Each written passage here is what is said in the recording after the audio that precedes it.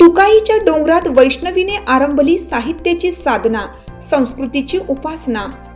काल रविवारी कोल्हापूर जिल्ह्यातील शिरोळ तालुक्यातील तमदलगे या गावात तुकाईच्या डोंगरात वैष्णवीने साहित्याची साधना आरंभली आणि संस्कृतीची उपासना करीत महाराष्ट्राच्या लोककलेचे आणि संस्कृतीचे संवर्धन करण्याचा प्रयत्न सुरू केला। जयसिंगपूर तालुका शिरोळ येथील विद्यार्थिनी शिक्षक प्रबोधिनी संचलित तमदलगे तालुका शिरोळ येथील राष्ट्रीय विद्यालय या माध्यमिक शाळेत काल रविवारी विद्यार्थी साहित्य संमेलन आणि सांस्कृतिक कार्यक्रम संपन्न झाला। साहित्य आणि सांस्कृतिक क्षेत्रातील नामवंत साहित्यिक आणि स्वातंत्र्यपूर्व काळापासून आजपर्यंत लोककलेचा वारसा जतन, जोपासना आणि संवर्धन केलेल्या साहित्यिक आणि लोककलावंतांच्या प्रमुख उपस्थितीत हे साहित्य आणि संस्कृतीचे संवर्धन प्रारंभ झाले।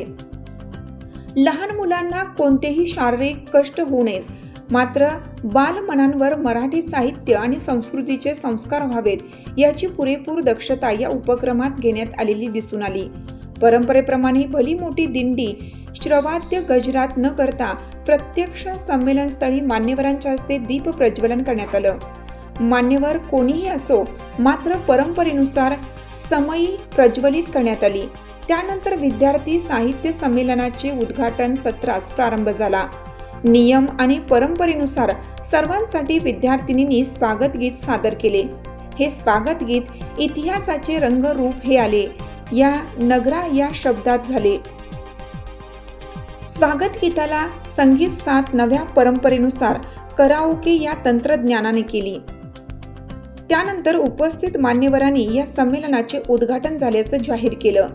साहित्य आणि संस्कृती संवर्धनाच्या हेतूने सकाळपासून सायंकाळपर्यंत अनेक उपक्रम आणि सादरीकरण झाले।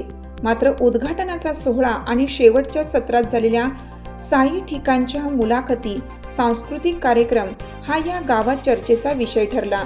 कारण की सध्या सन मराठी या दूरदर्शन वाहिनीवरील तिकडी या मालिकेतील प्रसिद्ध अभिनेते पार्थ घाडगे यांनी या साहित्य संमेलन आणि सांस्कृतिक कार्यक्रमाला उपस्थिती लावली।